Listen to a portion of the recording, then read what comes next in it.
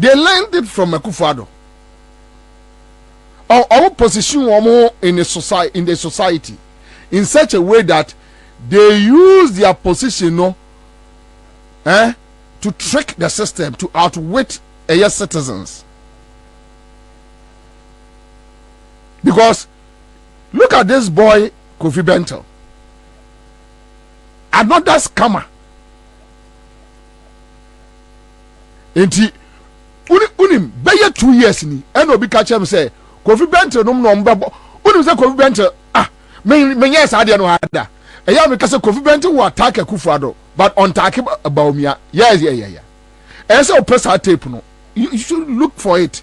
Me yes adwuma no ha kwa me say opesa de we motoring ko na njai eso opesa de we me about 1 or 2 years ago me can say Kofi Bentil because somebody from his office spoke to me that this guy is working for Bawumia and he will attack Akufo-Addo government now Bawumia only for this stupid boy to come and tell us that we should be fair to Bawumia.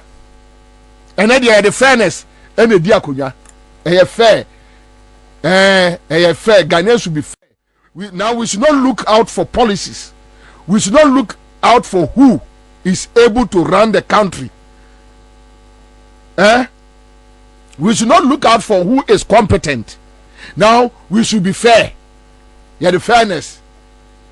And as I say, yeah, the boom mine. One, okay, so much Jimmy. O say, yeah, Ibrahim, madam. Say, I remember. Yes, Ibrahim, I did this. Me yes, Ghana ni bia or follow me. Adana we biano. Ewo ha mekan. Okay, so much Jimmy. Also did matter. Yet to mind the only some person beat you mind no just call them yenchro grammar 1 year upie ba na kan kwase asem. And you see then they talk about makoye course my say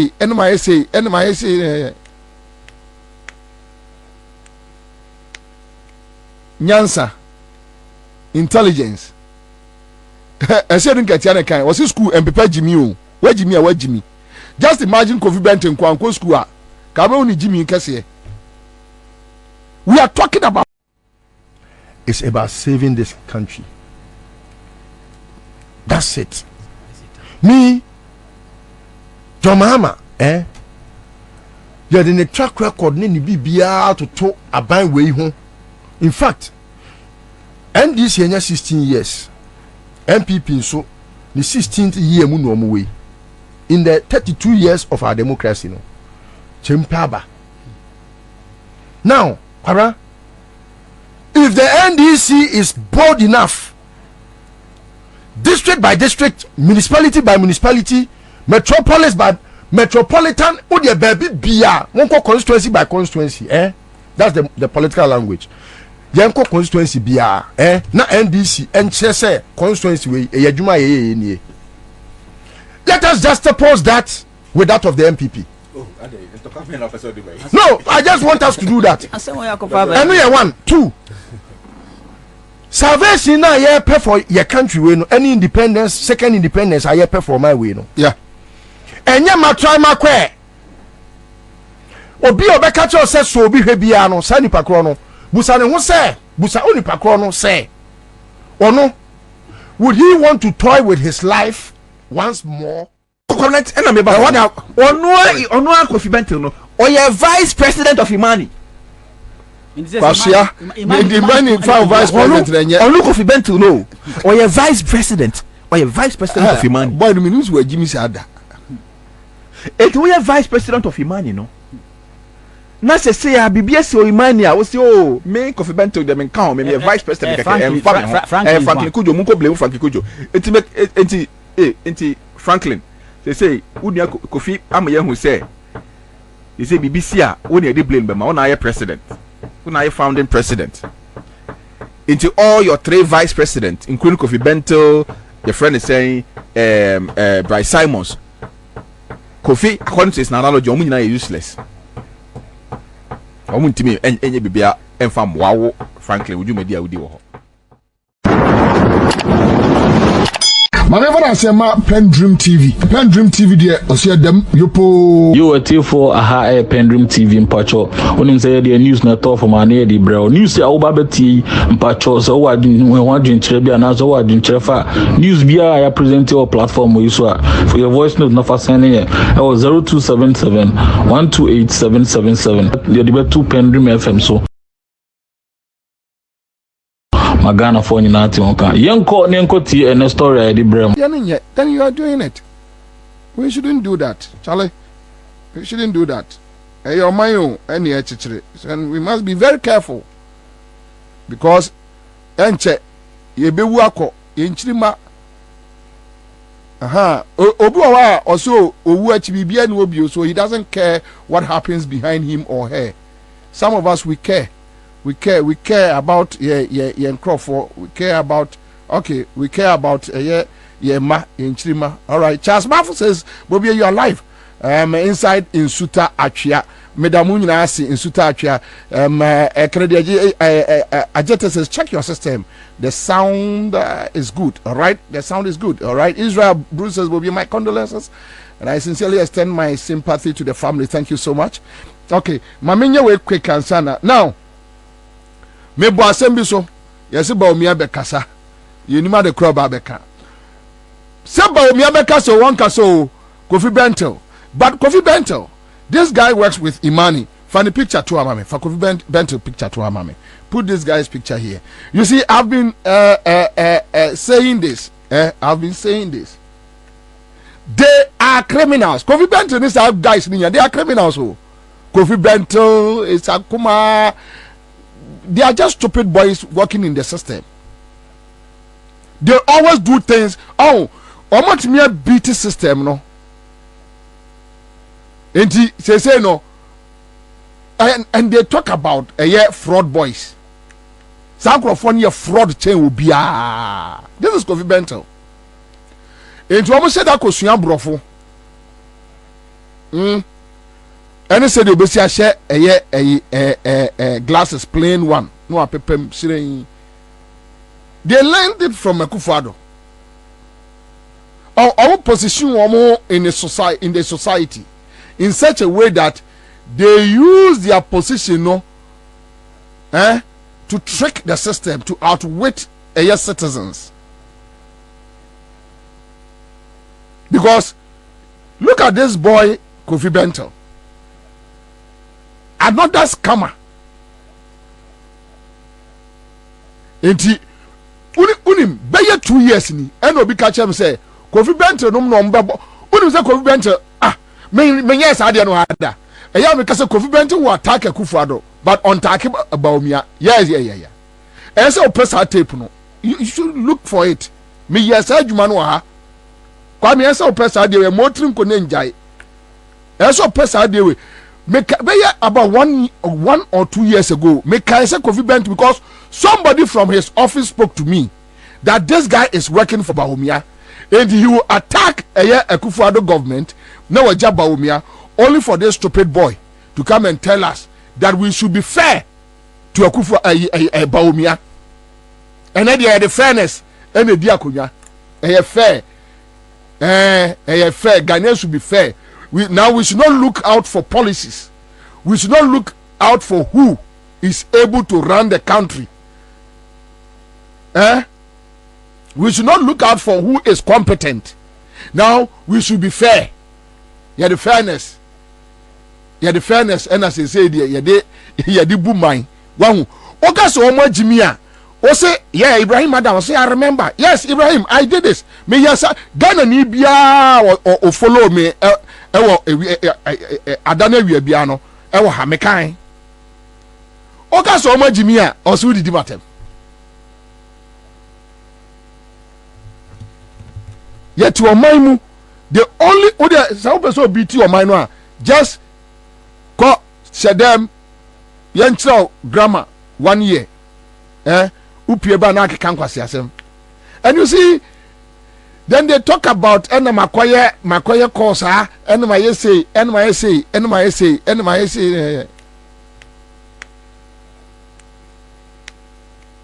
Nyansa, intelligence, I said in Katiana kind was school and prepare Jimmy. Where Jimmy? Just imagine Kofi Bentil Kwanko school. Cameroon Jimmy Kessier. We are talking about policies. Tell us what Bawumia is coming to do. Obianka said Bawumia who quite say also pre Ghana. Oh, quite. He's a Ghanaian. He qualifies. But come and tell us, Kofi Bentil, come and tell us what Bawumia is coming to do. Oh, Bawumia policy die. Then we can face it, tackle it. Now for the young debate.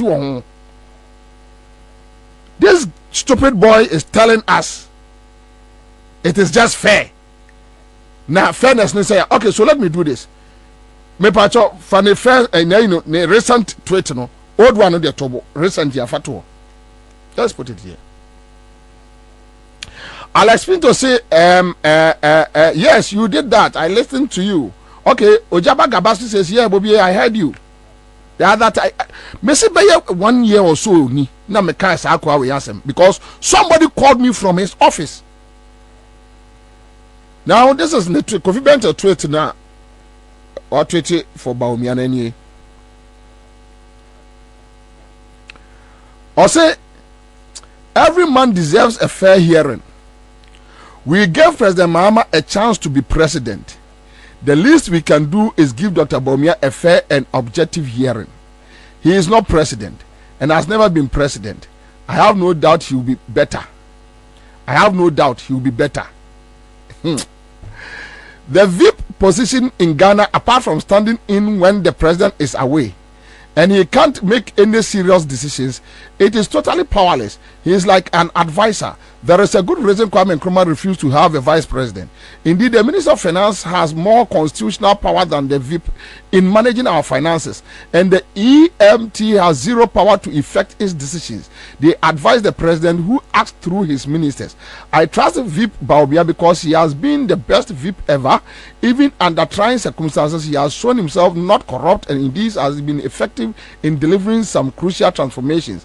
I am entitled, like everyone, to my belief and choice, and I believe he is a better choice. All the rest of us need to do is give the man a fair hearing. Of course, you're entitled to your choice, but you cheat yourself if you close your ears. So we will open our ears, and you too, you must open your ears. Foolish boy Bentil, open your ears and listen to wisdom. One say, make us say, oh, I said, don't get your school and prepare Jimmy. What Jimmy? What Jimmy?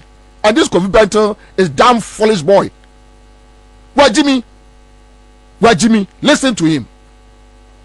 This guy is telling us.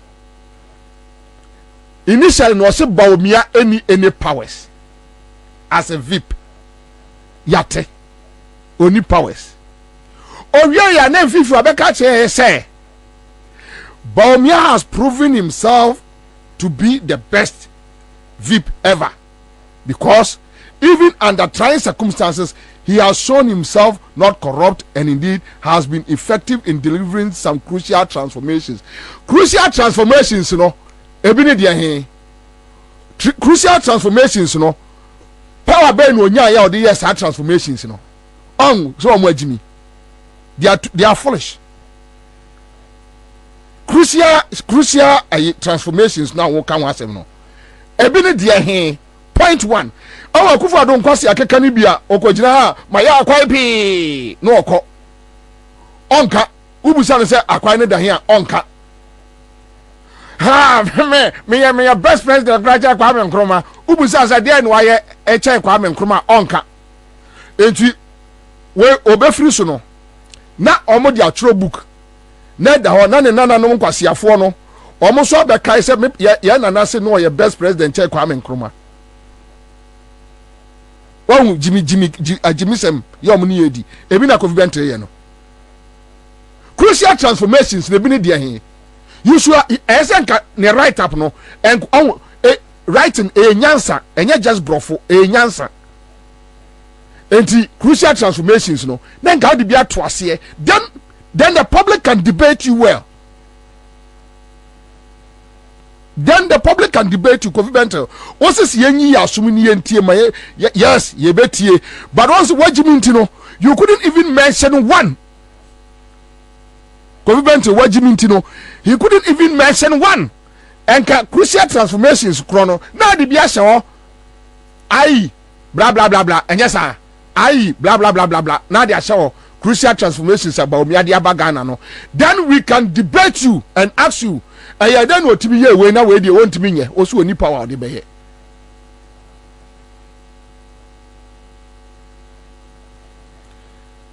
The reason why we are talking about this foolishness, the reason why we are talking about this foolishness, the same thing, and omuye de Akufo-Addo buy.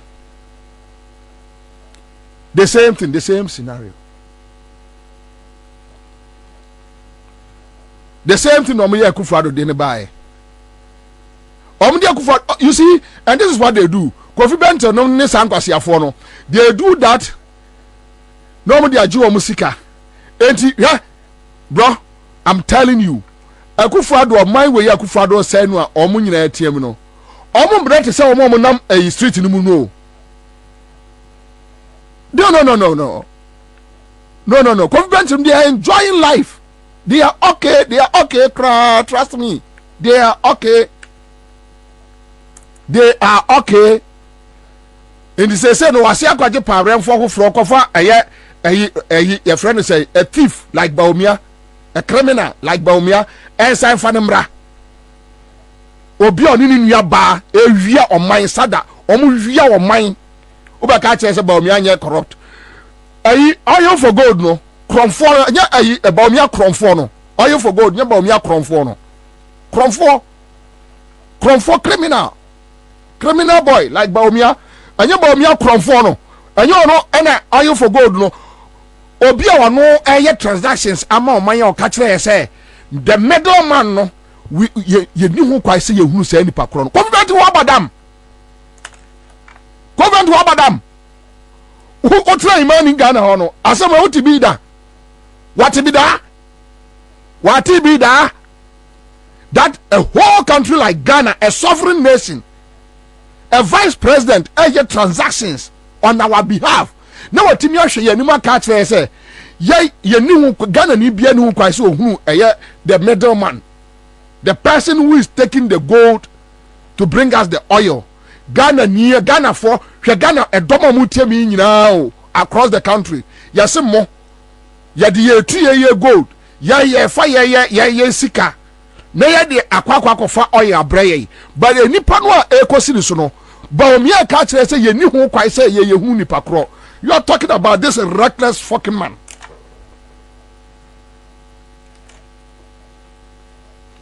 Obia o wia the whole country. Convention. What you hear, Juma? Now about them? We will sit down. Moko ho ba ho de ne ba ya. Ya kase Akufo-Addo best say o man no. Ya ka from Asempa FM days. Ya ka obese o man no.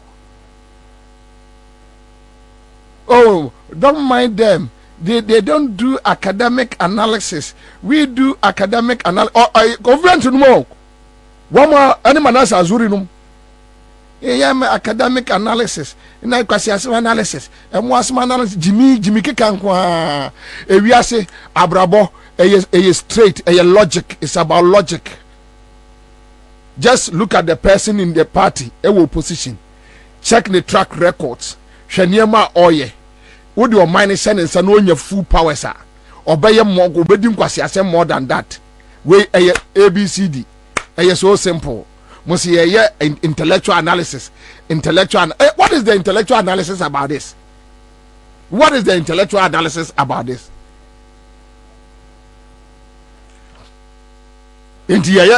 analysis. Every day we ask ya. Ono manasa azuri say or ko or so or koto Samsung.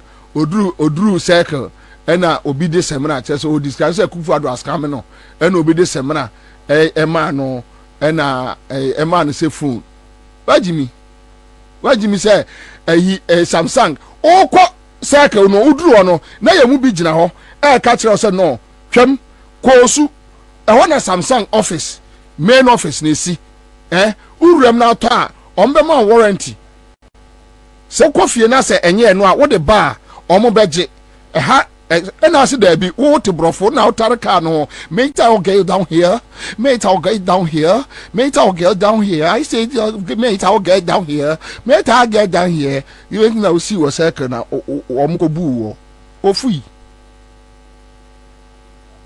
o kwa na kufa do biti wie ya o ba be ka kire me say o kwa akoto semra na yesi semra na o koto yi Samsung na say ni aton semra ma wajimi just me guy me bobi me catch us wajimi a just accept say majimi wajimi say we can some na the brofo I'll get down here mate get me down here I'll get down here mate get me down here no get me down here no mate get me down here no get me down here they get me down here and yes there be baby a who see the problem beba oh omukra no om erinye bobi no monte brofo mate I will get down here no get down here yeah, get down here.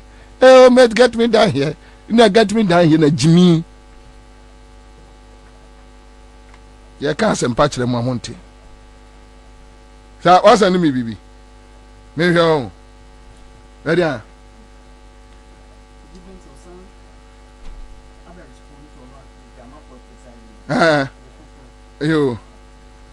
You. Oh. Na say omo argument nyina ne say on say last year me kanwa omo ko South Africa kofa eye for what do you call them consultants and the consultants na catch them say they should try and detach Bawumia from Akufo-Addo government and you will say enche me eno obi frem say omo se omo ba be yi kenofurata afiri na omo de ya ba be se ho akwa no what do you call him you say Adam bibi Adam sami Adam se wan yes one omo de na ba finance because Bawumia ni pa no ntie say no what they are coming to do is that no enya omo problems na akoso ni nyina nya omo listen to Samira MPP supporters nam say Bawumia enyo on betimi aye bibia listen to Samira na yere tie na yere he'll bring it to bear. We are vice president. You head the economic management committee of the country. Into economic policies now will be driven by you, and also you will be directed by you. Into I know say he's competent in that area. He's got the focus. He's got the mindset. He's got the experience in macroeconomics, and even as a general academician oni mejuma ejuma ena onoso ewo adwempa. He'll bring it to bear. We are vice president. You head the economic management committee of the country. Into economic policies now will be driven by you, and also you will be directed by you. Into I know say he's competent in that area. He's got the focus. He's got the mindset. He's got the experience in macroeconomics, and even as a general academician oni mejuma ejuma ena onoso ewo adwempa ne akomapa. He'll bring it to bear. We are vice president. You head the economic management committee of the country. Into economic policies now. When in the ofui no Kofi Bentil no we ontie. Yeah, we nyane de. 2016 when no the year campaign against John Mahama, said John Mahama vice president when me amwa atamels. Na onuni kru Samira so onuni kru ye competent. Na vice president die. Wasadia ne say wona ohwa etoto oman ne sikasem entoto ye. Anya za. Entu okura ben na obaba beye. Ye ne de ma Samira wei ekodi di John Mahama atem. Ye ne ma Samira wei ekodi di John Mahama atem. If you say okura ben no so okunu na ebeye head of economic management team no okunu beye efri say waya eba economics no okunu wa ben pa. After stealing the country with Samira's husband ene Akufo-Addo omo awia oman na wie no, now they are telling us that Debbie we are vice president o de wuntimi nya hwe o wiase. We are vice president untimi nya hwe. What guy say Kwame Atamios ene a time JM MP before be catch you say John Mahama the luckiest vice president ever. Okay. Ada yom say Atamios yare na John Mahama na ye bibia edisi o man igu a yem fansha John Mahama. Meboa. Listen meboa. Listen meboa. Wa mo ameka. Yeah. Sangro for we ohu. Eya na ye omo say you see now Akufo the tweet no fatuo. For Akufo the tweet no to na amanfo hwe ntaw. Me be say me wie. Me ba cha enes ka cha de no ya sha ase me che 500 Ghana. E for my de o. E star 413 hash. Ene en ma start adwuma fully. Star 413 hash. Me bot mama mo. Mo beti kai abagum no ene me che nipa ba ene enche say 10 on. Kwa me yana first star 413 hash. Eno chosili so good to hear from your voice. Yes, of course. Ya yempabo. Ye jim. Den. Touchy. Ya touchy se boni aba. Okay, so this is Daniel Kufado's tweet, and I read that was in 2018. 2018, they were in government. Akufado kan sa asem no. Obi imagine chini 2018, 11:50 a.m. and or 20 here. I say I'm glad to be able to report that the economic management team under the stellar leadership of the strong, brilliant economist Vice President Mahmoud Bawumia has risen to the challenge, and the hard work is beginning to show positive results. 2018 now by anwa within 1 year na eye Mahama ne nsese ya power de agu no ye no na ewo no satan no obekaka sankwase asemwe. And when Akufo-Addo ebeka kire ye say Bawumia ni leadership, under his leadership and ama economy ni ye no ye ne de ye fra ne say Kofi Bentil no mama be dispute you. No, they did not come to say anything. O man ka bibia to them that time say Akufo-Addo timikasa ene Ghana for ko kase Bawumia ena mo oman na bofo mu a omo da bi enye Bawumia enye ono a. Now listen to Osafumafo and Oponkroma. Just listen to Osafumafo and Oponkroma. Just listen to them. They think that we are fools. Yantra moko economic management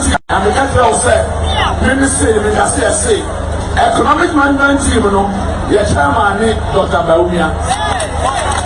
Na say only papa ko meeting na wo say owo tira so da ye.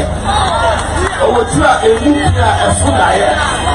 O ma no ho emfutaburo o ma no ho adindire no wo ye ne go tano. And the country say economic management team no ye chairman ni Dr. Bawumia.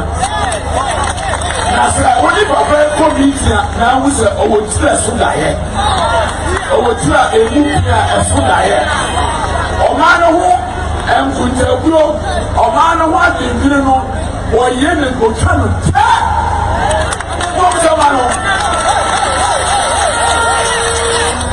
Chairman of economic management team. I don't know any problem say me na me ne kasamafo ema Ghana sikasam. If you know ni na say and am isi aduma no. Ono no church me aduma no. Ono na so mampeni adan ko Akufo-Addo. Okita ni se mi na sia. Wa friend say Mahmoud, I wish sikasam no exercise. Ono no chichi sikasam no my economic management team na e be trade. Ono any opinion and chima bobi wa Nancy ni lepo aba abebu ni na yesu e wo ni na se obi bi o we dia mesra so ga sori na ukra flago ukra handkerchief wani na ye de abe sabu sori bata wale Adam Smith alhaji Dr. Mahmoud Bawumia amekatra o se me say economic management team no ye chairman ni Dr. Bawumia. E fa so Oponkroma no afre no wale Adam Smith. Oponkroma on afre Bawumia wale Adam Smith. Wasi srem say jata wale Adam Smith. Yeah, mo ye be mo adwane wo kromu a. Convent the response biaba. Fatu ordinary response biaba fatu. Quick one. Yan intend minje ma penifo na adwuma ewosrim. Na adwuma wosrim. Bozat kwasi, thank you. Thank you. Ah. Yensa mamunko ro another peg won fa namra. Okay, so this is Kofi Bentil. The response. Osi ene. Who want to handle so? Okay, so let me just read through quickly. My earlier post elicited a lot of responses. Many say that they tried this government and it failed them, and so they won't do another trial. The same people are advocating for someone who earlier failed and was rejected. After unity, and the Kofi Brasa Ubaba campaign.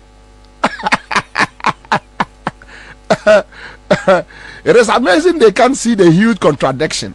That position is illogical when they advocate for JM. You tried JM and Nanado, and you claim they failed. DMB has not been tried, and he has not failed as president. So that logic falls flat. By the trial logic, the person left is DMB. If you are okay, so keep on. Not to return to the certified proven failure, then only DMB is qualified. Go.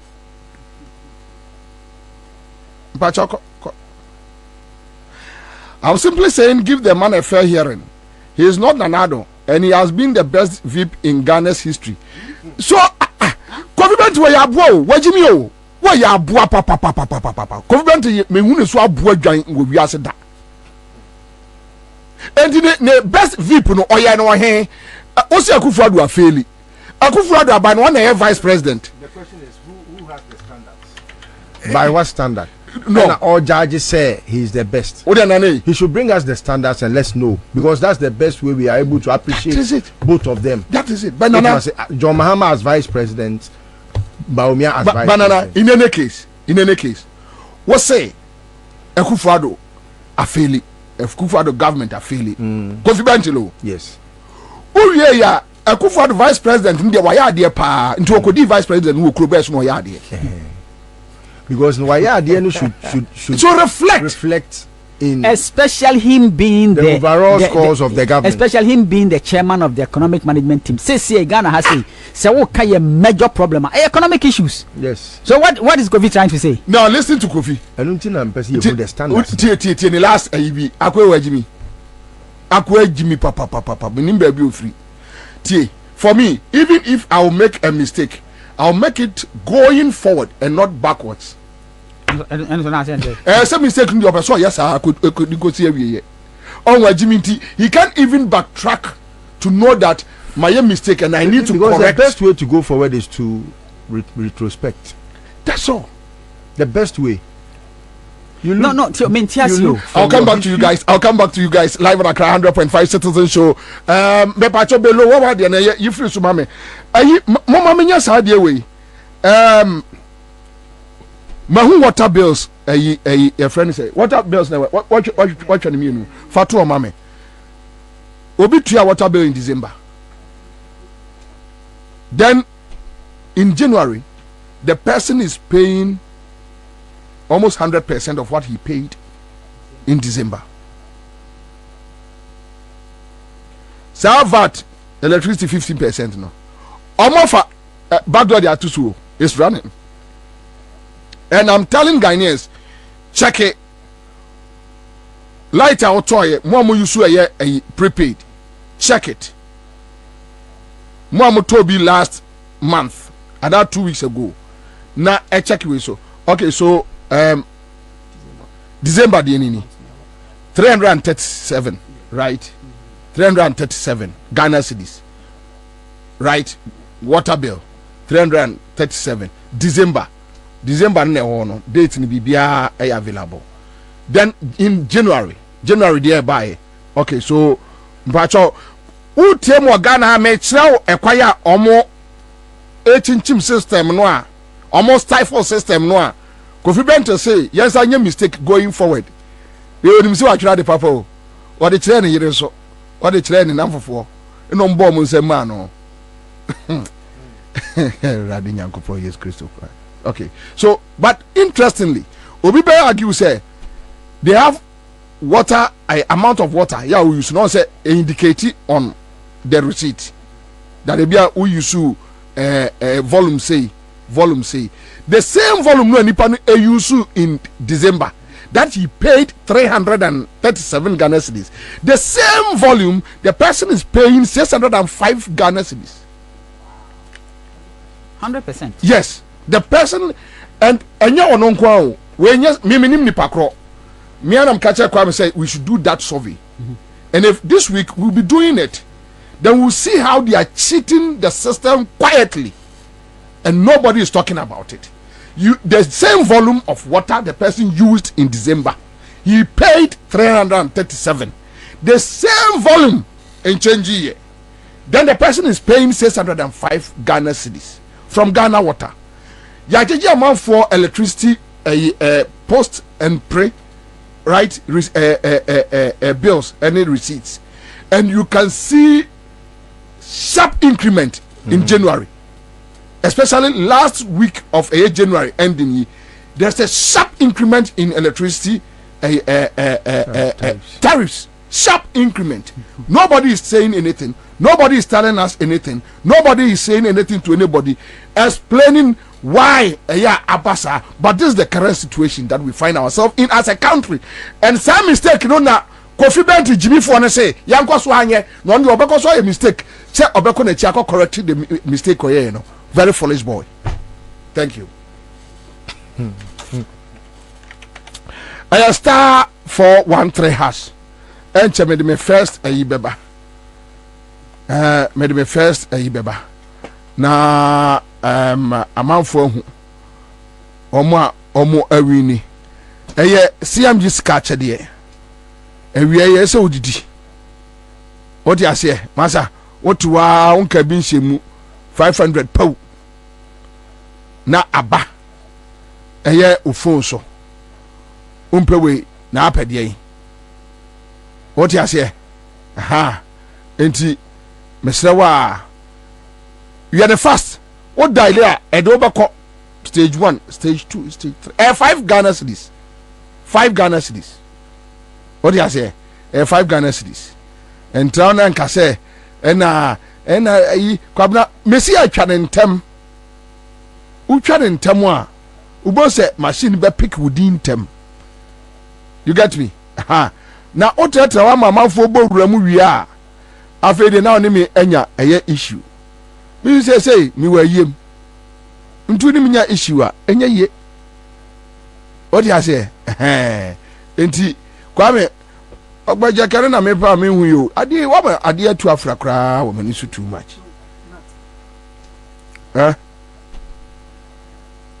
I want the 12 from many subibri. Anyway, all right. So, my main kai or man for say, Woma edachi ehia. Woma edachi ehia.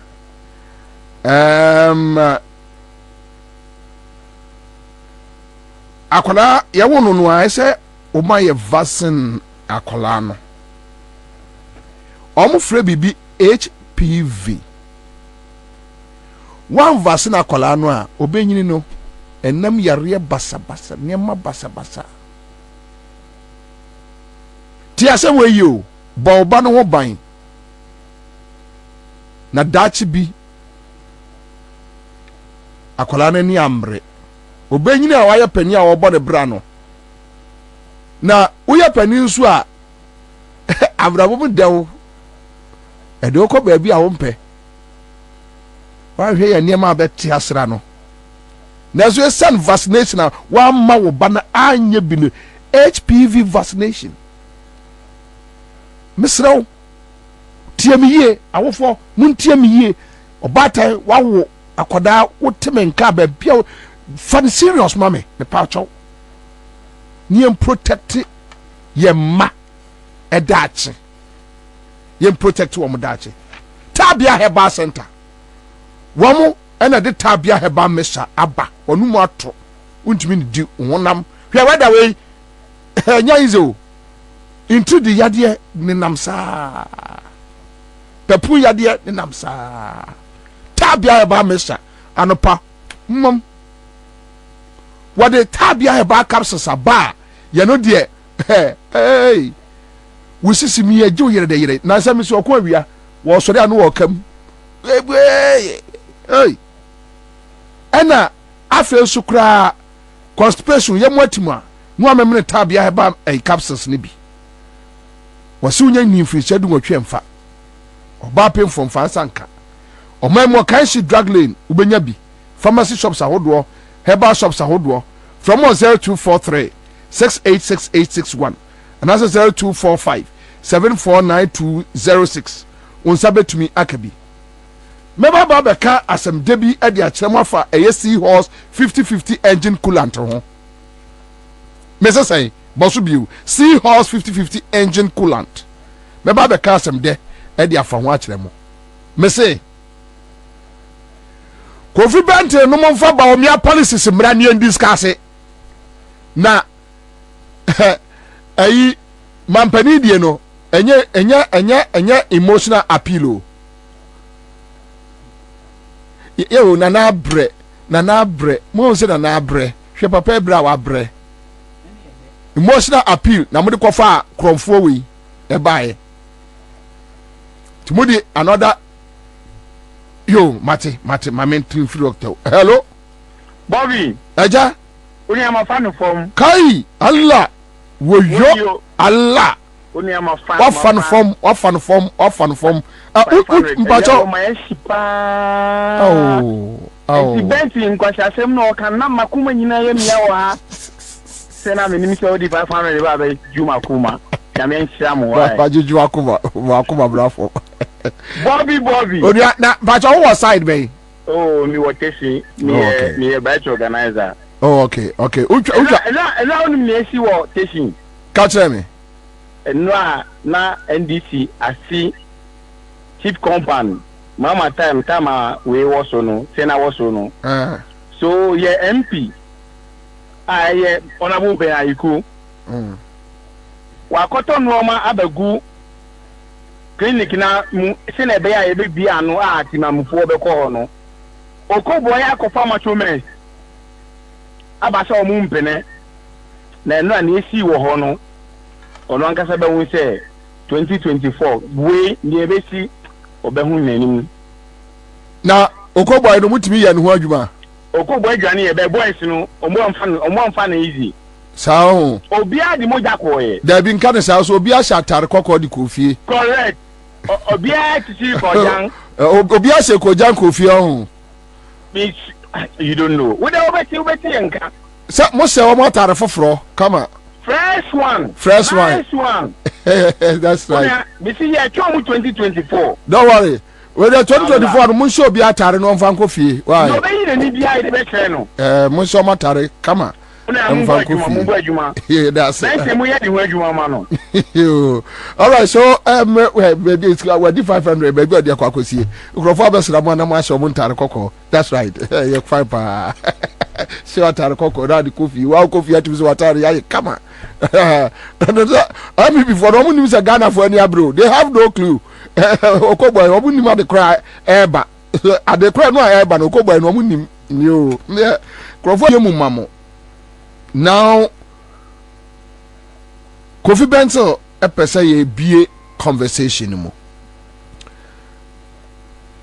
me de ne first tweet number then ne response to a Ghanaians cause bash in the Ghana for money be papa you know so the aba but my mama Kofi Bentil old tweet be a year back guide my conversation unfortunately for us no Kofi Bentil say crucial transformations are caused for Bawumia he couldn't mention one. Kofi Bentil at one breath Akufo-Addo government is bad, at another breath there has been crucial transformations. Now Kofi Bentil argument or the abane say John Mahama was bad in government and unim the entia ese yekofa that bad person edeneba Akufo-Addo has performed bad and even worse than a Mahama. Say no Bawumia enka Kufuado ho ona nye president ni bida. Inti efa Bawumia emra. Now in 2015, this is Kofi Bentil, and let me quickly read through. And I read, I have been quiet for a while. Reflections. Here's how I feel. Someone said, cynics are not born, they are made. The struggle is real. Spending crazy sums of money on everything from the most expensive fuel in the world to 5 Ghana cedis a piece nails. So Kofi Bentil had issues with 5 Ghana cedis fuel prices, right? That's the gallon, right? Okay. Now, moving between my inverter and generator and still suffering darkness. The struggle is real.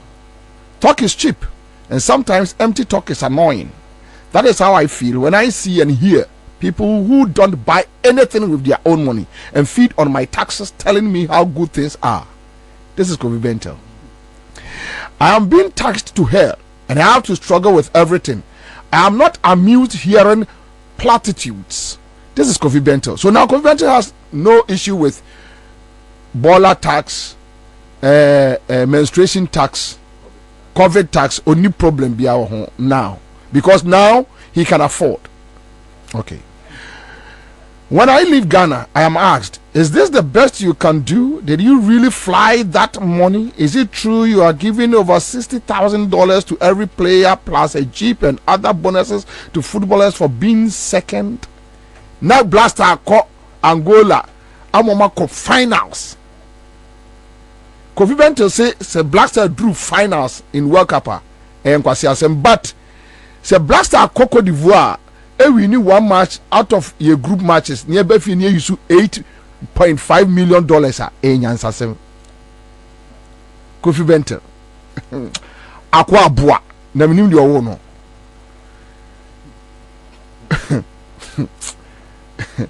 When your women are dying through childbirth, okay, so let me move on. Did you buy power to watch football when your factories are collapsing? And he is claiming that people are asking him such questions. Is it true that hundreds of your people recently died from cholera and Accra is still filthy? So filthy citizens are being asked to get out and clean it? And do we hear you are about to sign 10-year deals for emergency power, which cost 1 million a day? 1 million, as whether in dollars or in cities, we can't tell. And we hear there is no plan for ending Doomso. Just a series of hopes. And you are so in debt, you have to run to the IMF. You left only 8 years ago. There was a time when it felt good to be a Ghanaian. This is different. This is your friend is a Kofi Bentil. Okay, so that was when upon Kruma 2 was preaching. When I see darkness, I get afraid, I get scared. When I see water shortage, I get afraid, I get scared. When I see upon Kruma, see so ohunu traffic jam. Set traffic will come be bria. Na ni yamashe no ojo FM no. Ose when your light or here the polo. Upon Kruma say Satan will who traffic because Jomama free ball or the traffic free ball buy. Into who trafficker na ne yamashe no. Also what armed robbery. And who dey say no. Cause your Kruma enye problem. Enye problem ano. Aha, who dey say enye problem ano. But also first no armed robbery. No cause your Kruma na ne yamashe no. Say hey, armed robbery say ne yamashe no. Because now he feeds on my taxes. Because your punk my nipa because me tria the car. Etria police ni ka mane bon ho ban. Etria police ni ka e mane hwe ni fie so. Ontria light bill, ontria water bill, ya mane bungalow. Otim ye tria na bibia ma no. Enti ono no friend say no, se bobie taxes na me didia. I am fine. But say nye bobie taxes na minya bi ni na say me wo opposition dia and I am scared. That is Kojo Ponkruma mentality on the 2 years. No. Members, Liso, let me start with you. Okay, on Bentil. I mean, any kind and chat here for Bimna. me now BBS was I've had series of messages on my way. I mean no BBS and I mean na abedwafo nyina so ase ne odo a modern e di a kire me. Kama ade ba kwa e wo se Ghana fo nyina yehu ene say on my way abedu baby I dream because of nipa omo eye very selfish. They fuel their selfishness with commentaries ebema nipa dombi afole for deception and lies. And these are the very people that are supposed to ordinarily believe say oh nipa we die omo ye sebio neutrals amayosem kra no omo ni we afa anase omo we afa no sankofo no they make you believe say omo kasama Ghana fo nyina na omo de omo ni we afa anase omo we afa. But say we a reasonable human being why do you dawa e wo say who say sankofo no omo na ya man boyefo. In fact omo ya man boyefo kracha Akufo-Addo ni Bawumia, because the devil is not more evil than his promoters. The devil obonsam ni hu nyehu anase onye osaifo ti se omo a womo ebo obonsam ehu dewro se nipa nkodi nachi, because se nya sa ankofo na ebeye den se nipa betimi kura atena se na ono asori se mekodi bonsam achi. Womo ye campaign ma Akufo-Addo no ene se meti se omumu bi eye enioma ase eye omo ya se Akufo-Addo kura be ye mampani na wa disappoint omo a. In some instances obu won man IQ no eye very low, adwene ne wo fom ama because of adwene ne wo fom no ontimi nwi deeper te say bia Nyankopon adoma chede odi aman a yen yetimi tenase etimi dwen ehu se obi a woton ni papa eja pade e dia koduro madam ase say ni pano do aman ya obebo no. It's a very simple thing. Say you have to use the brain.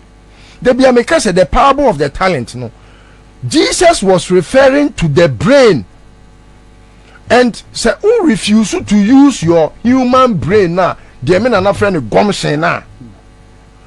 It is said they want to form. To say akwana, the man the bakwa okotu to form. They are the only see yes sir. Openi meaning say yes we three more than. And now say we three more than ti. Me dey na me mpese me dey bekwa akoye adwuma na me kona me kobo car. Meaning say oba abeje me do. Enti no me to form into so me nage wa de. Wo so wodo me no. Wo be refuse to use your brain no. You are cursed.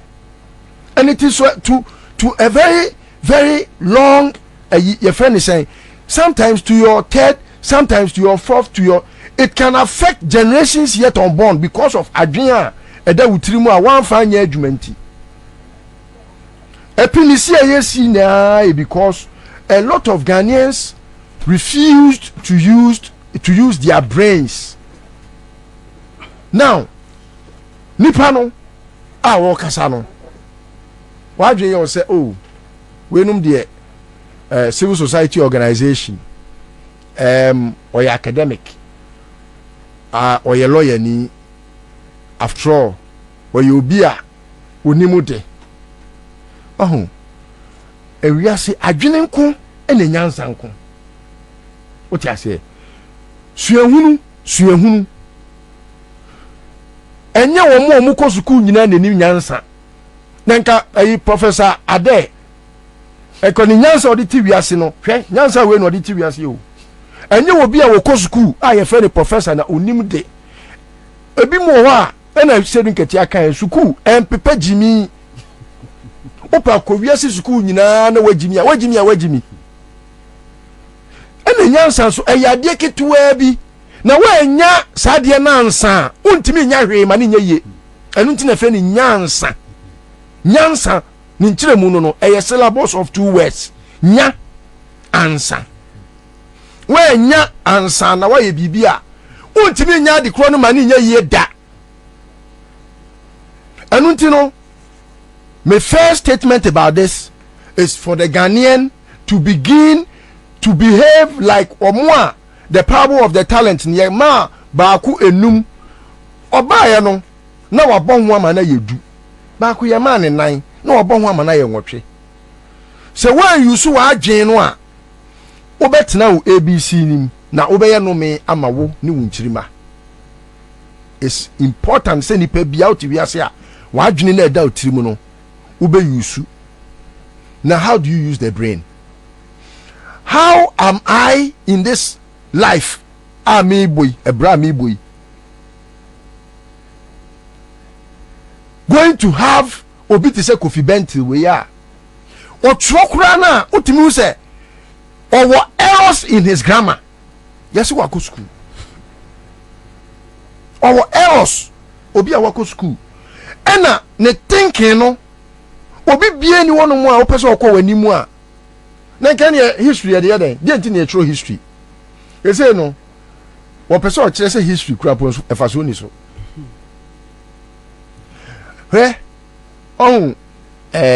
dynamic symbols no die ne ho de pa kese pa sankofa uni ma de krontia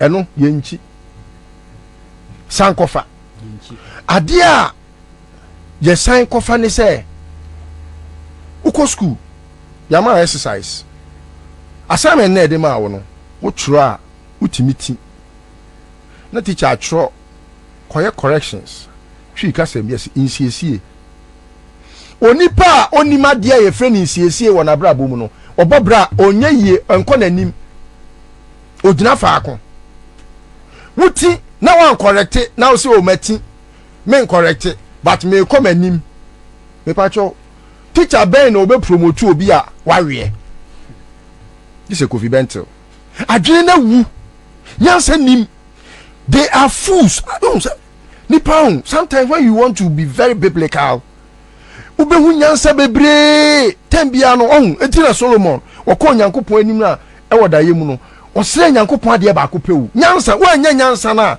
bibie ni wa wo ye beye o. If you walk with a fool, look, just by walking with a fool you become a fool. Nantie keke se kire me yonko na me se mensa na moyi na mensa mano esusumi na so sumina kan se mensa nim nyansa you be say wada fune hwan ya me se mensa obi e bekas me. I'm telling you, just by association with the Kufuado, no, you will become a fool. I'm telling you, and by providence, your friendship with the Kufuado, no, makes you a fool.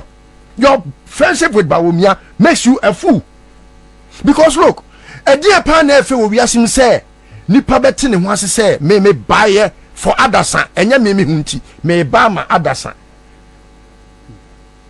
Sikabe na munya and then what taxi ama. And yam kania krampo amo add any value to no. You want to add Ghana from bacho value added tax no. As a self-explanatory. Things that you have added value to are those that you are paying taxes on. Me pacho Ghana for added value to tax. It is only a fool that thinks like this.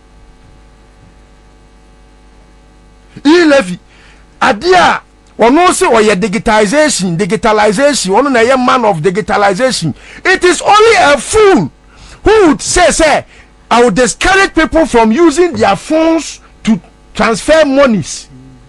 It's discouraging.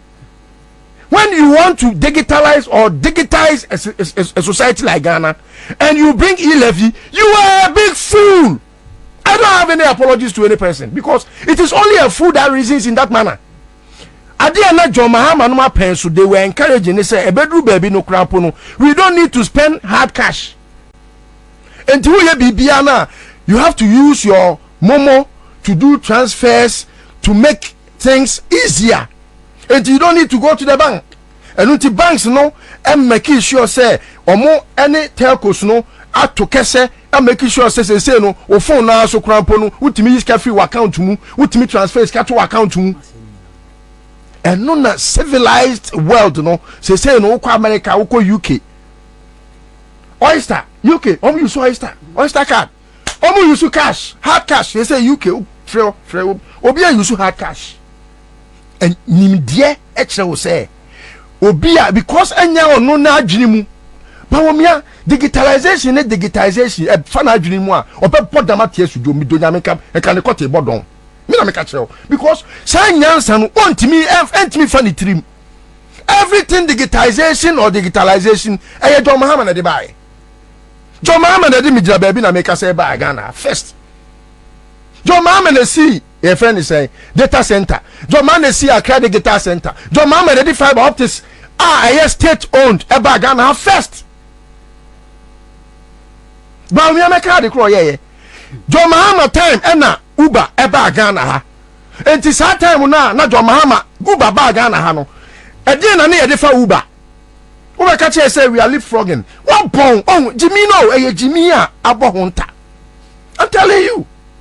Nyansa will tell you say adie we e wo say we a ansa no akobi enti say fiber optics na John Mahama de ba Ghana eni ha e na wo say wo ba be Ghana card krampo a e na wo say wo pese wo ye na wo ye ebia street name na Jack where are you no kra mo de boy ye kro no ba mi ye kro fo Jack where are you we had it already in Ghana ani e friend asase GPS meboa e wo dada e na ba na akosi sani din and I say Jack where are you and I say I am here and then Kulane de Tunyum Udu baby and Aquana unity Jack where are you meboa and was a sunny din na dia beji $2.5 million FDA Profosa then you instead of people to use their brains and you see unim kana adia ba kwa I must be very candid say even though I have been off radio for a while, I've been reading a lot about how people commented on Kofi's post. And say the whole crown po ekotwaba. You can see say the Ghanaian is now thinking deeply. The Ghanaian cannot be fooled again. No fool can ever fool the Ghanaian. No fool, I'm telling you. Now you have to go through pains to fool the Ghanaian, even when you are a biggest fool. First, no, they were very gullible. Most Ghanaians were very gullible because they would easily fall for Bawumia's lectures, Bawumia's theories that were propounded by people even in the ages that he read, without even acknowledging those prowess. Our Bekin Kanye in his lectures, who books, etunto books, no. Those antics no Ghanaian fell for it because at that point it was a novelty. And you know how Ghanaians behave when Akoya say hey Akoya obey I say the way of life here on the lectures no dey ba before no vice president presidential candidate or running mate had done that. And every Ghanaian, in fact, at some point, I began to follow it because I was like, is it making sense? Yes, even though I was rooting for John Mahama, I fell for it. And I was even questioning why Amisata is not answering questions that is coming from Bawumia. I came out and said that those times at Muntia, I was questioning why Amisata was being very docile. May his soul rest in perfect peace. I think all apologies to his soul. I was being foolish. I was fooled also because I wasn't using my brain. That is how come fools were able to fool the fools. But today, how would the fool the wise? Because Ghanaians are thinking, who call the post Nasia? How did you find someone who would want to even say, oh, Kofi Asema Wakano, Nyansa Wum? Hardly.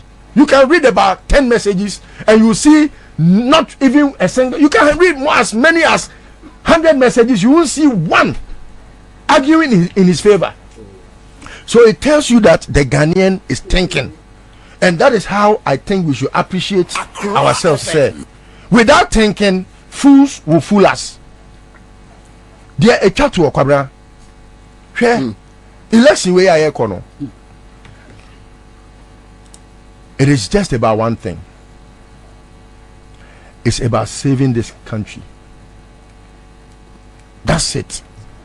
Me, John Mahama, you're in a track record, ni BBR to a bang way home. In fact, NDC in 16 years, MPP so the 16th year muno way. In the 32 years of our democracy, no, Chimpaba. Now, Kwara, if the NDC is bold enough, district by district, municipality by municipality, metropolis by metropolitan, or the baby bia, one constituency by constituency, that's the political language. Yanko constituency bia, na NDC, and Chese constituency way, yajuma. Let us just suppose that with that of the MPP. No, I just want us to do that. And one, two. Salvation now yeah pay for your country way no. Any independence, second independence I pay for my way no. Yeah. And yeah, my try my kwe. Obi obeka cho say so obi hwe bia no, sa nipa kro no. Busa ne ho say, busa oni pa kro no say.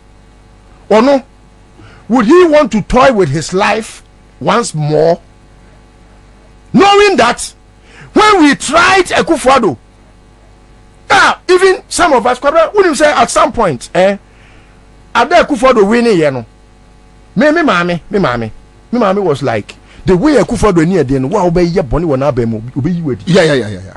We all believe that. Yeah, people were feeling so much about how he will be strict, how he will not entertain nonsense in his government. Yeah.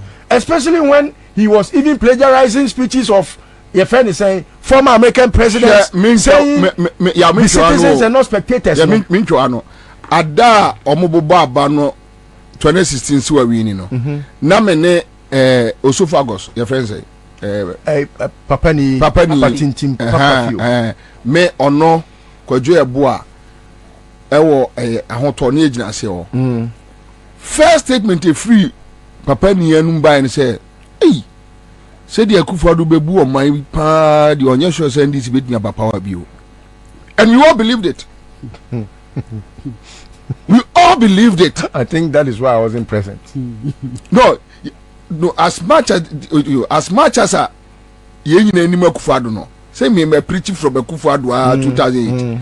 But Accra FM. A resource no buy any that enthusiasm on the streets no e buy you trim say well e bi akwai obey bibi. There was a wholesale of public goodwill exactly behind him. Exactly. And that is the most the way reason why I say opesika nyama ban mu na be pesika opesika go to the private sector. It's a language of swindlers. I'm going to protect the public. Swindlers, flammers. Hey. They are the quickest. Akufo-Addo. Look at how he was bold. A thief who is very bold without blinking an eye to say I'm incorruptible. Yeah. When he had graduated from corruption to being a thief. Yeah. Thief, a broad daylight and proper thief. Yeah. Thief who has stolen party money. Sika party ska we via ne yire kose ne yire mpo. Who say ko digi ska man no? Steve Mallory, African Watch, magazine. Busa Uncle Steve say Oma ko gigi sika wa America dia ma Akufo-Addo say Akufo-Addo Fabra Ghana be campaign no this kind of toka ma eslowusu wey adwene wey e da ni patrim na be ka tell me say we betimi abu man na wonya Kofi Bentil wey num sankoma num na mu dinachi omo nko ani de we omo ka brofo Ghana ni so de agimi wonya hu so obi te brofo pe any wonim nansa obi agimi awu timi se na adwene na abodam jimi adwene because what brofo any humi enkofa junkies na wa America na omo te brofo papa omo betimi abu man wey junkies America junkie o ka brofo na no kura emie ne se si so ani I risk contumbre. Jimmy, Junkie. Broni a wabodam. Broni a wabodam. Our tibrofo. Ebino Ekufuado. Etino, we have to use our brains. But I think say Kofi Bentil no graduate chain. Oh, but Kora, because Onipo Timika say, or no, why a mistake fine, but because why a mistake ni change so be correct moving mistake. forward. So, you see how he reasons. We walk to school, you are sharing a logic. Or no uncorrect mistake need that they were because why yeah. Who say? Wait, what deduction I say. Anyway, yeah, family na. Etibedi wo sie no kwabra, media meka esesudua. Abana yekoto no. Yes, I will encourage the NDC to work hard. But any NDC MPP asem bi mu. Baby aye dru no John Mahama na onam ho no. NDC pekro mo mpo no, Ghana fo be fa no. Ne ye de nakọ. Because sebi yempanifo bu baby say the onim tuo ne ni gina kire mpon so. And the devil I know, the Mahama devil I know no, is better than the angel I don't know. The devil in Mahama na omu preaching ma yehu say wabon Mahama incompetent no. Look, I prefer John Mahama's incompetence to Bawumia's uselessness. I'll come back to you. It is better to be incompetent than to be useless. Thank you. At least you tried. But useless men, they have no reason to believe that even a trial is important. You have been given a whole economy. Ye bibi ni enfanyina sonka say Bawumia ye bibi. What if you catch them say you have your own idea? It is only a fool who will not make an attempt. Make an attempt. Nankiyanka say, oh, he tried, but it couldn't work. You are sitting down watching the Ghanaian like Atembi. I'll come back to you. Live on Accra 100.5. Nilate says Kufado is a confident trickster 419. Would Eduji says submission is the motto for Ashawu for Jacob K. Tekute says corner place today is my son's birthday. Divine Tekute of Priest Land Educational Center Kanswa. And alright, so Uncle Rex oh, okay. So Uncle Rex, what's your birthday? Yeah. Wow. No way to grad wood didn't say. But it's worth celebrating. Anyway. Uncle Rex, young corner, media babesi. Oh, Cobra, medasimi church here for. Bibi wa master di was my way munka or my beer dear. Yadu ko school. Ukos young woman, so the bed boa mine, or the bed boa bushia. Then so come a pie and say. Usha Ghana ha say na dem crofo na omako school na ye from intellectuals no rather no omo yusu omo school nimdie no edisisi oman no e de bo oman no kro no ade ti na make sa wo check asema Kofi Bentil kan now they check obi a wako school ni logic. Here is the situation Akufuado and the Kofa Bawumia by the running mate. Akufuado statements bebre on one case on the only economist and non tina wakofa a young man economist Bawumia. So me buano no me to Ghana's kasemunina pepe. And that is why as a vice president he became the head of the economic management team. Economy say ni hu say. Obia wo Ghana ha obeka no kore nya Ghana ko ewiase nyina nim se Ghana economy no atete apansam to extent say you see no a devalue more than 500% or even 1000%. Ye bibia say hwe onim de ekoso se wo foreign money ada dollar or na euro na bibi o bank wo Ghana kona kasa wukuyi na hwe do mbeka kire wo o kana so pe $5,000 o beka si ni bi ye be ma 1000 kona de pa o say Bank of Ghana don't have the foreign money to give them. Ade bia ye hu demonstration ansen ya no tokoro na to Bank of Ghana ni mu no afi na start e manifesti. Almost say economy now to the extent to say nothing is working. And again, the dollar no akosho omo pass. That is what I'm saying. So the whole situation is for Kofi Bentil to come and tell us say Bawumia de afe no the new ideas. Eba. So 7 years ago no day.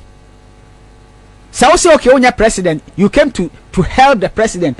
When we do professional ideas, NATO for na say ba say president nko entie wasema awo kan oye de opa. if you are an honest person, won't you resign?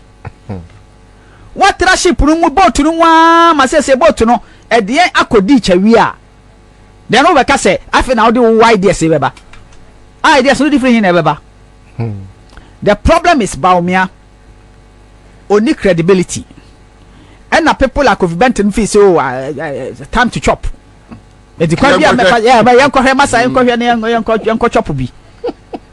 It's young painting, no, young that job painting and young packaging. No, young Ghana for Massa, who packaging a bow so, and Yadia Ghana for better. We are wide awake. Who go when you want Kofi Bentil? I'm surprised, honestly speaking. Na meaning say obet me I be crowd be to this extent. Enti made Ghana had there are no neutrals, so sudden munjaika. Obi sorry na neutral, there are no neutrals in this country. Says Kofi Bentil, what draw a line am me said you know ye nyina no, on one kasa no or ni behind the scenes no. He's coded under other stuff. Na me kasa bebre because on one post na say ade Ghana for dia ye no. So you be a or shame on one kasa obekọ kudware. Odware 1,000 times kura na the way Ghana for dinner tem nya de an ho hohoro. Odi akasha kura ba emfa. Eti be there when it comes to Kofi Bentil, says wa me hu say oni Bawumia na duka daya. He has no credibility. Well, lose the credibility, respect kakra na conform or no ankasa apepa respect, How can you go and package Bawumia and come and sell it to us again? Bawumia sem bia no ejina no kreso. Ni bia ye tro. Nobody quality say Aliza Gama, if I say a Gama lizard. No chantro no sere. This is a personal Becca say. When the fundamentals are weak, the exchange rate will expose you. Now time about power for fundamentals now you weak exchange rate ni expose you no. No sa kwa another a friend say say symposium or whatever. And then it's a warp logic and blah blah blah blah. I mean, so any power mistake just like a maybe President Kofi buy or jitum say oh said the may bana minim sa ade ne no na nya sa na tie it me sorry eno ne ka say nipa we or honest at least or credibility kakra what you say it say mahama ka kire o say umma ban muda mu maida etino say what nchen na okeka na mahama is incompetent and mahama is incompetent no oba betena so na bon say the ade ne sitie entu okeka won sem wie na oba na won say ne ma no enko said the uhunu no enye that easy na still a da so kura won tro na utwa no ma na utwa ntro no na ugusu utwa ntro na ugutu utwa ntro na abepem ne say they can't sell him and the Kofi Bentil feel say we aben me credibility kakra Ghana for jimidi ne neutral ti ma men kwa na men copy pa ho na menye kakra nche me wotom ene ne acha jo but me so dinem Kofi akosire bucha akoto na ntwe free sire baba o ka so bucha so da bi what does you like him I don't know afani e Syracuse ojira Syracuse it's when I got my flu player match ojira Syracuse oh agrees da bi o re so akofa di on titwi Iwe di okay want is it the also ya say the woman in Fagan and the other four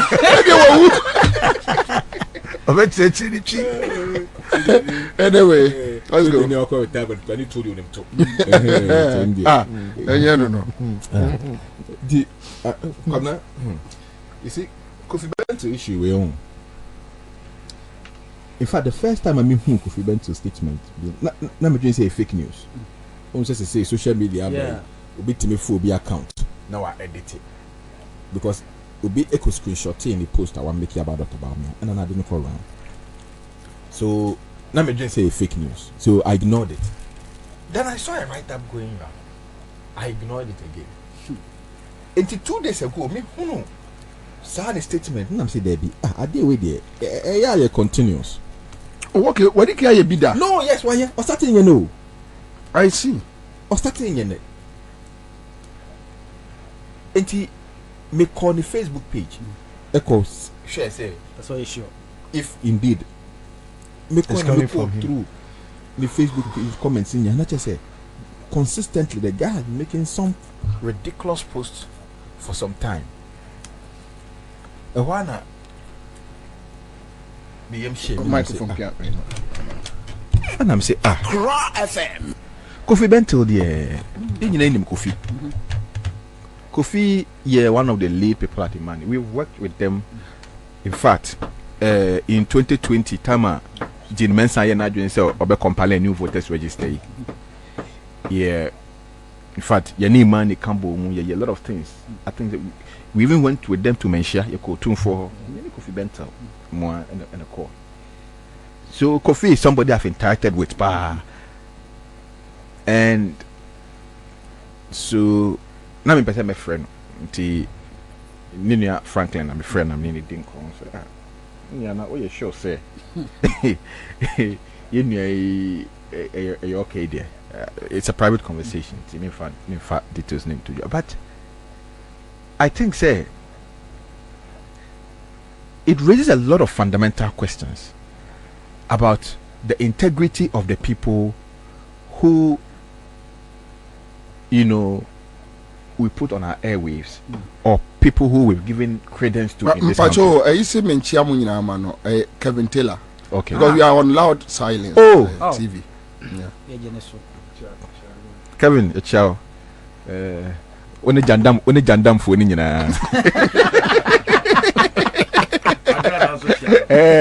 when a jandam. I said, I say, I glad I go and Kevin, you have Brisa glad I go and catch.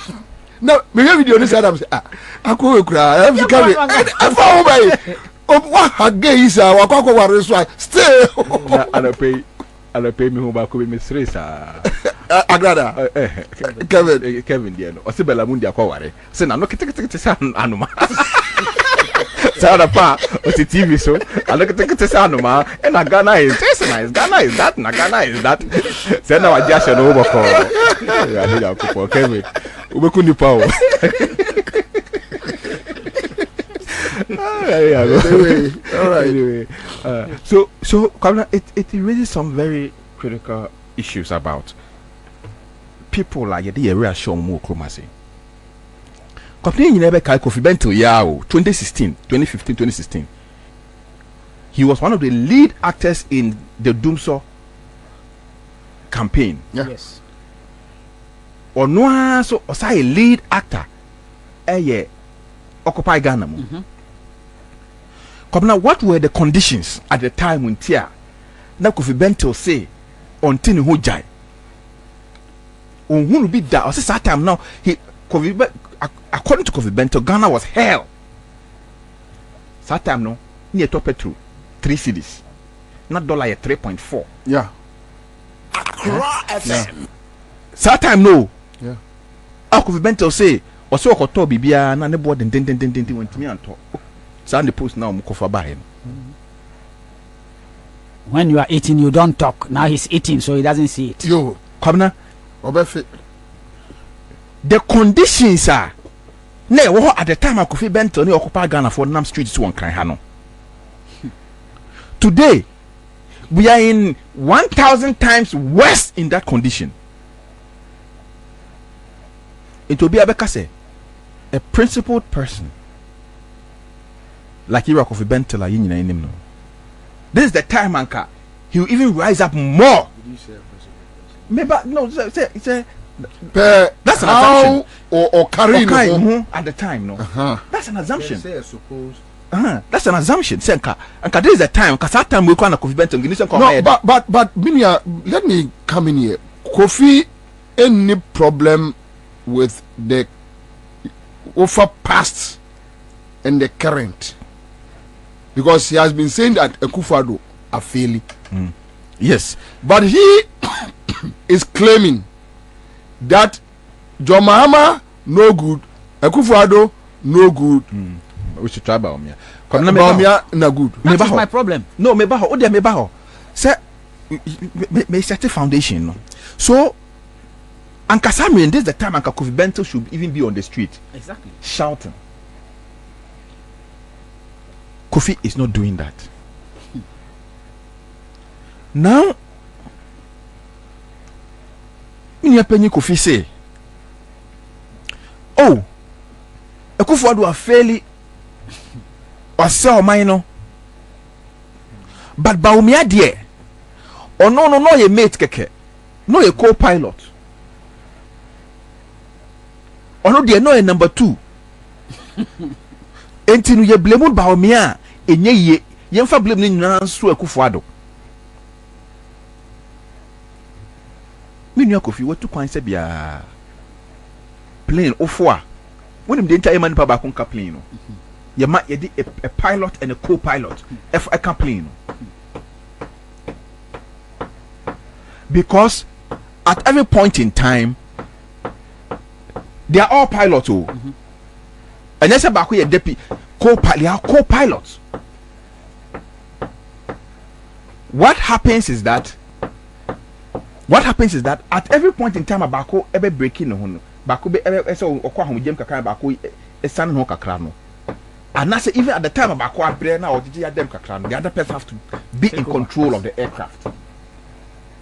So it is two people who manage an economy at every point in time, a country at every point in time.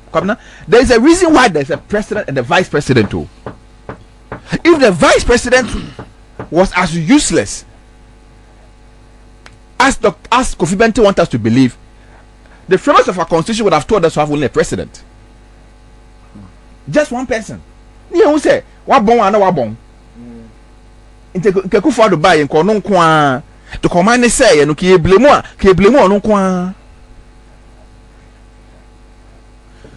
But the framers of the constitution ehun say nyansa ni nipa ba akutrim enti no oya wo fed president a ese wo nya nipa ba akoka ne ho e bia na president no oye lawyer na be de tie ne economist enti or the law ne economist experience no me no ka boma no metime aiden ebu oman no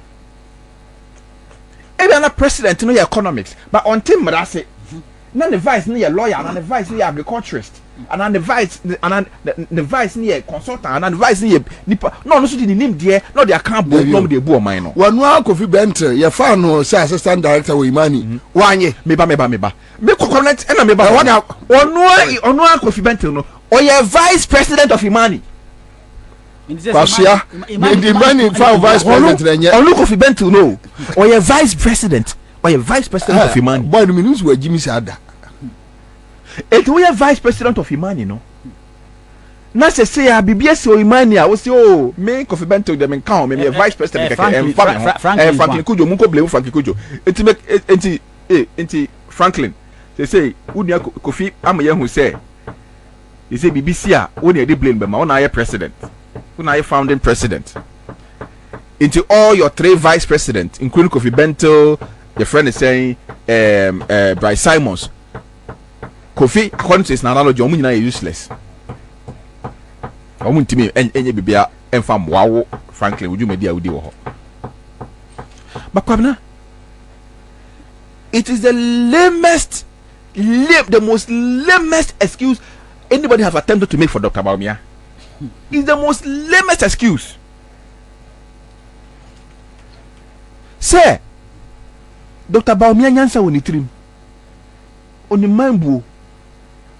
Ena Dr. Bawumia timi atrase ahwe ye din me Akufo-Addo asa o man na beduru sei. Ena Bawumia mumia nsuro no. Bone woni trim.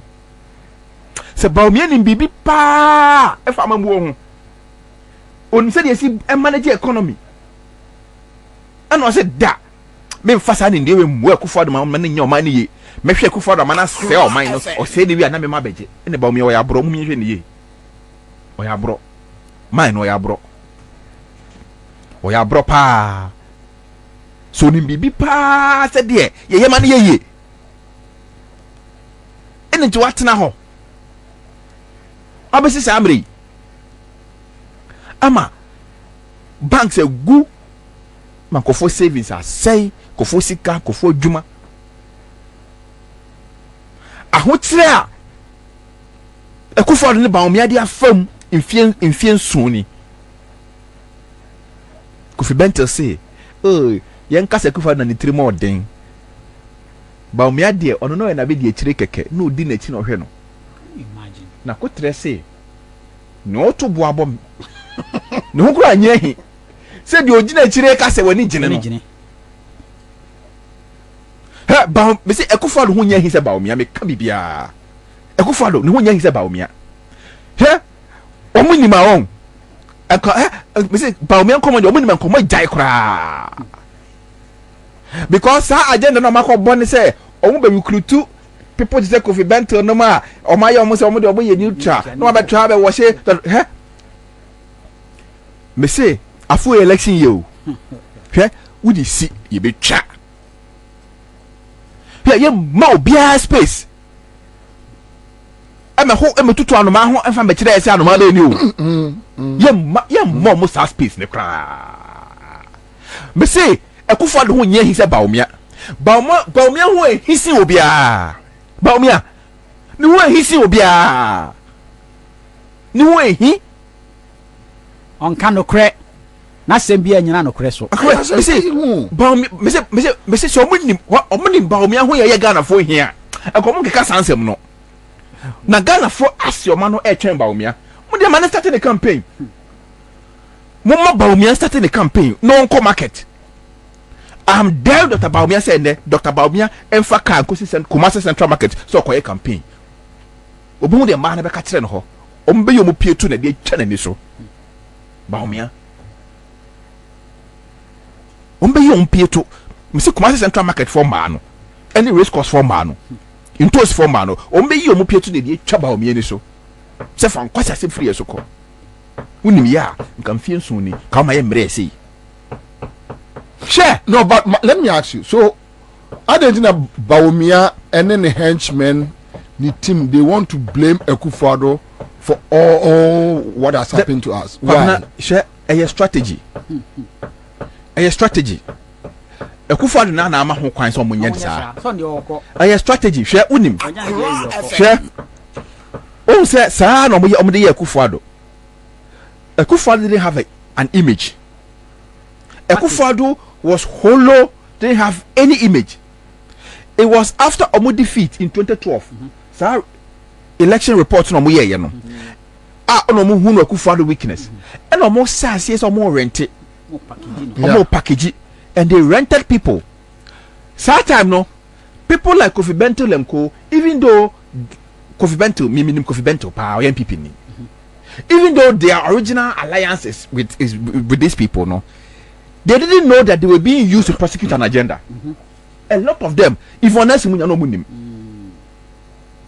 and you see, they sold it in such a way, say, they made it look like a national interest agenda, and they got the buying of these people, and are coupled with tribalism, and now a year Ghana for death. It's not some now Amoke can ye Ghana for debt because Ghana for ye tribalistic and omodi anu remu a lot of people were used to whitewash Akufo without even their consent. Omunyina ne ati omani so bebre apepa che of course now Bawumia de no and omo say Bawumia de why said we hwiri kahuro nso agu no ho enya wele oh so mun ko fa say wele ka sachire twi kahuro mun ko wele no wo mo de gu nso no ma soki na aye mere kakra nti wo de si wo be 1 week na hu nso no e ka ho a wo be dware nko sana Bawumia te se de ye hwie wele nso na gu no ho and to say Bawumia Juma na edin. And the only way they can do Bawumia Juma no is to sacrifice Akufo. And to what trust in and planning blame on himself and not on the oko. He's not going to be on the ballot again. And to mo there mo fan swami. To me say no kasa na obekasa on Wednesday no. Ono obeyi ni nya de egu Akufo ni kenofrata so. And na kenofrata say kenofrata on be pamo no. They say don be any say on be pamo Ekufado nko ombe yi kanofrate afiri ho omo de amin anta ene be finance minister so ma start kra esake DCC na omo be yi about 10 regional ministers so ombe pam omo no Bawumia de nkofo ombe hye ase aye bibi te se no yema Bawumia so Bawumia de nkofo ba be hye ho enti no na enye se Bawumia no omo ye kakra ase eno ma ye ka Bawumia ka se no ode onko anu nkofo ba se no ma wia no ma side aba system se sika na omo wia no omo di kakra be gu system nim na tese omo ka se Bawumia ka ye ma Bawumia kwan kakra ode no nkofo ba ye no se na nka kiti ye ma ne kwan a ebeye ye tweno kwada ye tweno kwamna yes pe Bawumia wa obama ho kwan no ma be rental take Kofi Bentil ka huro so ne bi hwie bi egu ye say Kofi Bentil onu no ho o sedem de odo ntimi pie no but responsible kwamna ye ni wo e de sada odo Kofi Bentil tena ho ntimi kasa the way people have dealt with him. I know people have called him behind the scenes. Say Kofi Ade, you've done a good service to this country. I don't know ugu any masasa. We the ayaya say. Na we see him crying to even come into a civil society space. We are all disappointed in you, Ade. Kofi has surprised me too much. We are all disappointed in you. Because when him said, people thought Kofi was actually even more principled than Franklin Kujo. Exactly. And I'm so surprised. Yeah. People thought Kofi was even more principled than Franklin Kujo. So you don't judge the book by its jacket. You see, and in fact, was shocking obia. Was shocking, obia. But yeah, dear. Say was shock you. Say won't shock you. This time round, no. Yeah, ma obiga ba. Yeah, mo bia inch. Man, anybody who attempt to whitewash Bawumia, you better shake a rose only be go so. Will so no. You don't have a fra. Because there's nobody with any iota of integrity or credibility who attempt to defend Bawumia. Nobody. So, even a little credibility left her. Kitwa bimpo aka wo fam ko defend Bawumia. Wo be pa de papa bi de aye. Bawumia. Until 2025 we be our president ne hwan a say His Excellency Dr. Ma. Bloody Yakopon. Bawumia. Mo say ye twa omo kwamna me say de be ye Bawumia okrum ha no obesi sa ne no mafiri akọwalewale Bawumia be tu afin kran ha ono Bawumia na anim se onye credible ono anim obetu afin kran ha ni team no mo anim se onye credible until they are finding a way to whitewash ye no one say na me Uncle Rest yen tena se Ghana yen tena se momo me Bawumia president okrum ha. Is it not an insult? Yeah, no, I mean, and I say it's not an insult. I mean, are we that stupid? Yeah, no, I say, I mean, are they? I ain't die. Come on, Kruma Ghana. You want to make Bawumia a president? Are you kidding me? Nanti walk up international funds. Who is your president? Oh, mine now, so I don't body trinkono. No, Cassandra, or call UN Security Council, call Echo speech.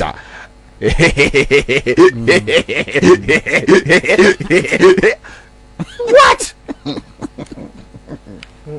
Who knew you cry time? Wait. Now you try omo. Me say, wow, would be try. You do be fra. Ye mo bia space wo krom ha and na Ghana ye ti krom na ye in a neutral and now you don't have to and you don't have to just make your point but you don't insult. Hey, Bawumia. Hey, that rule does not apply to Bawumia. We are going to tell because here come na ye fall for sa on omba be confusing kwala no. And no normal so omo target ni free SHS nkwala no omo na omo target yeah man akwete said the president na be so cheap say say I so cheap but you see omo target nkwala no free SHS nkwala no omo wu say nkwala na dwunu mo ha into omo be ya and omo so my calculation no because the last omo nim say every year it be nkwala about 150 200,000 students on free SHS. Into this year we come until within 4 years no or my estimate so okay into campaign and no more target targeting me wo targeting crown on madwum wo ha no so that's why they are using people like Kofi Bentil. What I say targeting crown on we SS from SS go university for no madwum wo ha no and they are going to push this particular agenda. And let me tell you one agenda be at pushy. They are targeting some Gen Zs. Yeah, no omo a hype omo. No more use somebody. And they say oko TikTok omo hear a lot of fake news about Omama. Nobody to TikTok on the other. A lot of them. Enti ye ma omo kwan kwabna. Ye ma omo kwan. Ye know omo de be see so. You know omo de be face so. Wo de see e be twa. Boot for boot. Wo de Bawumia me say wo de Bawumia uyi second e be twa. Because Bawumia kwabna we cannot kwabna we it in our wildest dream allow Bawumia to become president in this country. It's unthinkable. It's unheard of. But Bawumia president in this country, it's like even giving Akufo-Addo a third term. It's as simple as that. It's a taboo. It's a taboo. All right, so that's the president. It's like sleeping with a woman who is menstruating. It's a taboo.